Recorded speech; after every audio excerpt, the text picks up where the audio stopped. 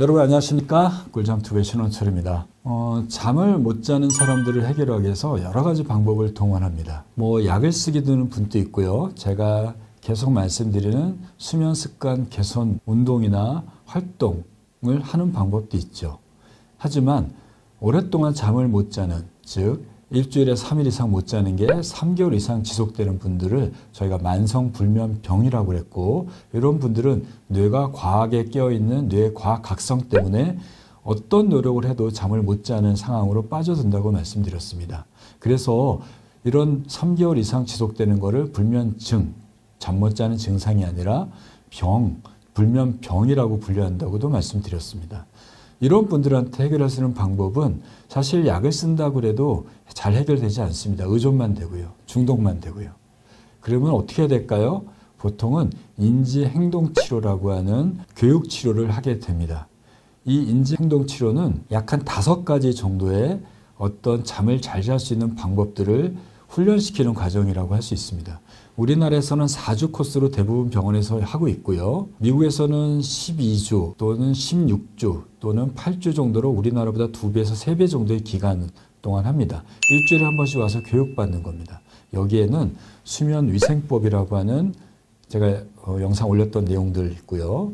자극조절요법, 이거는 졸립지 않으면 눕지 말라. 침대는 졸릴 때만 들어가라는 거죠. 세 번째는 오늘 말씀드린 수면제한요법입니다. 내가 누웠는데 잠 안 오는 시간이 너무 많으면 누워있는 시간을 줄이라는 겁니다. 네 번째는 이완요법입니다. 복식호흡이나 근육을 푸는, 잠 못 자는 분들은 너무나 긴장되어 있죠. 뇌도 긴장되어 있고 몸도 긴장되어 있습니다. 그래서 긴장을 풀어야지, 즉 시동을 좀 꺼줘야지 우리가 잠에 쉽게 들 수 있듯이 몸을 푸는 훈련을 하는 게 이완요법입니다.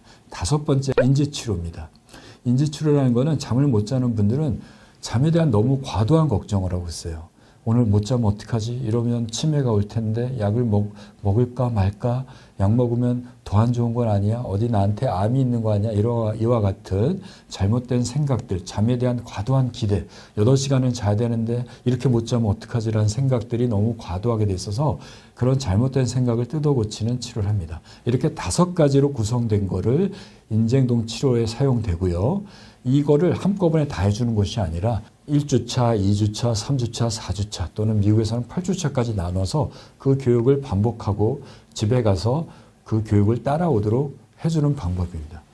이 5가지 방법 중에 가장 효과 좋은 것이 오늘 말씀드린 수면제한법입니다. 5가지 다 효과가 좋아요. 그런데 연구를 해봤을 때 수면제한요법이 불면증 해결하는데 가장 효과가 좋았습니다.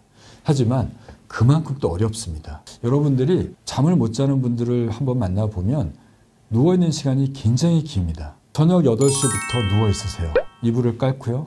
방에 가서 누울 수도 있고요. 거실에서 누워 있습니다. 뭐 하시냐면요. 텔레비전을 보세요. 스마트폰을 보세요. 눕지는 않더라도 소파에 편하게 누워 계세요. 그러시면서 잠이 오기를 기다립니다. 왜 그럴까요? 잠이 오면 빨리 자겠다는 생각. 2번째, 너무 힘드니까 누워있을 수밖에 없다고 생각하세요. 너무 지치고 피곤해서 누워있을 수밖에 없어. 그리고 본인이 자는 11시, 12시가 되면 그때 텔레비전 끕니다. 근데 잠이 오나요? 안 오죠. 1시간, 2시간, 3시간 누워있으세요. 그러다가 잠깐 잡니다. 물론 그 전에 약을 먹는 분도 있겠죠. 그러다가 약을 먹든 안 먹든 간에 조금 자다가 또 깹니다. 잠 안 오면 또 누워있어요. 움직이면 못 잘까 봐. 그러다가 6시, 5시에 마지막 깼는데 몸이 힘드니까 또 누워있어요. 8시에 일어나세요. 자, 한 분의 예를 들었는데 이분이 누워있는 시간이 몇 시간일까요? 12시간을 누워있습니다. 실제로 잠을 못 자는 분들 만나보면 8시간에서부터 12시간, 많게는 14시간을 누워있어요. 낮에도 누워있으니까요. 그런데 실제 자는 시간은 얼마일까요? 이런 분들 같은 경우 서너 시간 정도 잔다면 10시간 중에 3시간, 누워있는 시간 중에 실제 자는 시간은 수면 효율이라고 하는데 이분은 30%인 거죠. 정상은 얼마일까요? 85%입니다. 여러분들이 잘못을 잤을 때를 생각해보면 내가 실제로 자려고 누웠고 아침에 일어났을 때 잔 시간을 나눠보면 거의 85%에서 90%가 넘어갔을 겁니다. 어떤 분은 90%도 95%도 넘었을 겁니다. 잠을 못 자는 분들은 많이 누워 있으세요. 그런데 문제는 우리 뇌는 잠을 못 자면 또 못 자면서 누워있으면 그 시간이 잠자지 않은 걸로 판단합니다. 몸은 누워있는데 뇌는 깨어있게 되는 상황이 발생하고요. 두 번째는 누워서 어떤 행위를 하게 되겠죠. 텔레비전도 보고 스마트폰도 보고 전화도 하고 뭔가 일을 하게 되면 우리 뇌는 누워있다 하더라도 그 시간대 내가 스마트폰을 보고 텔레비전을 보는 시간을 일을 하고 있으니까 텔레비전을 집중하고 있고 스마트폰을 보고 있으니 그 시간에 깨어 있어야 된다고 학습을 하게 됩니다. 우리 뇌는 계속 학습을 해요. 몸은 누워있는데 뇌는 깬 걸로 학습이 된 겁니다. 그러니까 막상 실제로 자려고 그러면 뇌가 깨어있는 상태에서 자려고 하니까 더 못 자는 겁니다. 또 중간에 깼어요. 그래도 누워있습니다. 잠이 안 오면 경험해 보셨겠지만 꼬리에 무는 생각이 반복됩니다.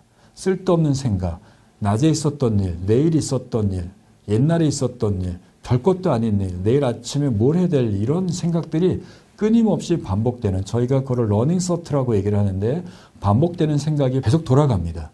자, 이것은 뇌가 깨어서 그럽니다. 뇌가 학습이 돼서 잠이 안 오는데 누워있고 뇌가 계속 일을 한다는 증거입니다. 그렇기 때문에 뇌가 깨어서 누워있는 시간을 줄이는 게 수면 제한 요법의 핵심입니다. 오늘은 그거를 말씀드리고자 합니다. 한번 힘들겠지만 따라와 보십시오. 이게 하루 이틀은 안 돼도 일주일 이상 지속되면 굉장히 좋아지는 걸 경험합니다. 즉 수면 제한 요법은 내가 눕자마자 잠이 들고 눈을 뜨자마자 일어날 수 있도록, 그리고 그 사이에 깨어있는 시간을 줄이는 방법이라고 할 수 있겠습니다. 우선은 수면 제한 요법을 하기 위해서는 본인이 아침에 시간을 정해야 됩니다. 6시간도 괜찮고 7시도 괜찮습니다. 아침 시간을 정하십시오. 그리고 본인이 나는 몇 시간 정도 자면 좋겠다라고 생각하면 그 시간을 정하십시오. 나이가 60세가 넘는 분들은 7시간에서 8시간이고요. 그 전에 분들은, 젊은 분들은 8시간에서 9시간으로 설정하면 됩니다. 자, 7시에 기상한다고 생각하고요. 저는 8시간으로 설정하겠습니다. 그러면 몇 시가 되나요? 11시가 침대에 눕는 시간이 될 겁니다. 침대에 눕는 시간이 정해지면 그 시간 전에는 절대 누워서는 안 됩니다. 그리고 그 시간 전에는 내가 자는 방으로 들어가서는 안 됩니다. 그럼 어떻게 될까요? 자는 방이 아닌 거실이나 다른 방 또는 외부에 나가서 가벼운 산책을 하셔야 됩니다. 나는 자는 게 아니고 누워있는 거야? 안 됩니다. 침대에 들어가지 마시고 눕지 마시고 앉아 계시고 가벼운 책이나 음악이나 스트레칭, 요가 동작을 하셔야 됩니다. 그래서 그 시간에 필요한 밀레닐이나 영화나 텔레비전, 독서, 책 같은 것들을 보시도록 하십시오. 그리고 자기 1시간 전부터는 빛 자극을 차단하시고 책이나 음악 들으시면서 스트레칭을 하시기 바랍니다. 자, 이렇게 설정을 했죠. 7시에 깨고 11시에 자도록 하면은 하룻밤 자보십시오. 그랬는데 내가 누워있는 시간이 8시간인데 그 안에서 나는 얼마나 잤을까요? 계산해 보세요. 실제로 잠드는데 2시간 걸렸습니다. 그리고 중간에 2시간 자고 2시간 깨고 2시간 잤다고 생각하면 이분은 4시간을 잔 거 아닙니까? 나누면 8시간 중에 4시간이니까 50%입니다. 50%. 우리가 85%가 정상이니까 85%가 안 되면 누워있는 시간을 다시 줄이게 됩니다. 다음 날이요. 85%가 넘어가게 되면 상황을 유지하십시오. 만약에 90%가 넘어가면 다시 누워있는 시간을 조금 늘리는 겁니다. 50%밖에 안 되는 그분은 어떻게 될까요? 다음 날은 15분에서 30분 늦게 눕는 겁니다. 11시 15분에 눕거나 11시 반에 누우십시오. 그렇게 눕고 7시에 일어났는데 다음 날 보니까 7시간 반, 7.5시간 중에 4시간을 똑같이 잤다고 생각하면 아까 말한 50%보다는 조금 늘어날 거예요. 한 55%, 60% 되겠죠. 그러면 또 85%가 안 되니까 그 다음 날은 30분을 더 늦게 눕는 겁니다. 아니면 힘들면 15분을 더 늦게 눕는 거고 12시에 눕다고 생각하죠. 그럼 누워있는 시간이 7시간이고 자는 시간은 4시간일 겁니다. 효율은 높아졌습니다. 실제 자는 시간은 높지 않더라도요. 그 다음 날 또 여전히 그렇게 되면 12시 15분이나 30분에 누우십시오. 계산하시고요. 안 되면 또 늦추십시오. 최대 누워있는 시간이 4시간까지 이렇게 줄여가는 겁니다. 이렇게 해보시면 실제 자는 시간이 조금씩 늘어나는 걸 경험하시게 될 겁니다. 나는 눕는 시간보다 일어나는 시간을 좀 할래라고 한다면 일어나는 시간 7시에서 6시간 반, 6시 반, 6시로 당기는 것도 괜찮습니다. 하지만 한쪽 축은 반드시 일정하게 고정해야 됩니다. 만약 이렇게 해서 85%가 유지가 되면 그 자는 시간, 그 시간을 자고 깨는 시간을 유지하십시오. 8시간보다는 적어질 수밖에 없을 겁니다. 하지만 유지하십시오. 그러다가 90%가 넘어가면 15분에 30분을 취침 시간이든 기상 시간을 다시 늘려가시기 바랍니다. 한 7, 8시간 될 때까지요. 이것이 수면 제한요법입니다. 굉장히 힘든 겁니다.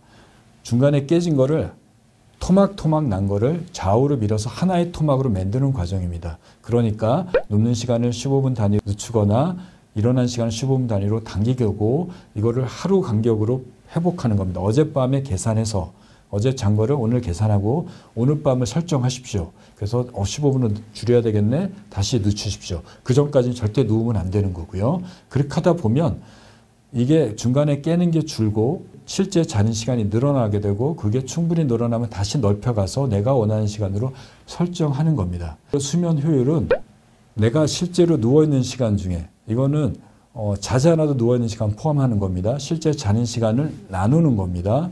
그렇게 해서 그 결정을 가지고 판단하시면 됩니다. 그런데 수면 제한요법을 하게 되면 실제로 누워있는 시간도 적고 자는 시간도 적기 때문에 낮에 너무너무 피곤합니다. 그렇기 때문에 반드시 아침에 일정한 시간에 일어나셔야 되면서 낮에 낮잠을 안 자도록 해야 됩니다. 낮잠을 조금 허용합니다. 너무 피곤하게 해서 20분 정도 낮잠 자는 거 허용하고요. 낮에 졸리는 걸 해결하기 위해서 커피도 마시는 거 허용합니다. 오후 1시 이전에 마시는 커피 괜찮습니다. 적당한 운동을 해서 몸을 깨우십시오. 또 오전에 9시에 오후 3시에 30분 정도 햇빛 쬐는 거 좋습니다. 낮 시간 동안에 가급적이면 밝은 곳에 노출해 계십시오. 이런 것들을 통해서 낮에 안 자도록 노력하시고 다음날 또 시작해 보십시오. 그러면 정말 놀라운 일이 생길 겁니다. 연구 결과가 얘기하고 많은 분이 얘기하듯이 수면 제한요법이 인지행동증에 가장 효과가 좋습니다. 오늘부터 시작해 보십시오. 여러분들이 처음 며칠 수면 시간이 줄어들고 누워있는 시간이 적어서 너무너무 힘들겠지만 본인의 잠자는 시간이 늘어나고 깨는 것들이 줄어드는 모습을 발견할 수 있을 겁니다. 오늘부터 당장 시작해 보십시오. 좋은 결과가 있을 겁니다. 여러분들의 꿀잠을 기원합니다. 혹시 방송 들으면서 궁금한 내용이나 또는 의견이 있으시면 언제든지 댓글창에 남겨주시면 답변 드리도록 하겠습니다. 감사합니다.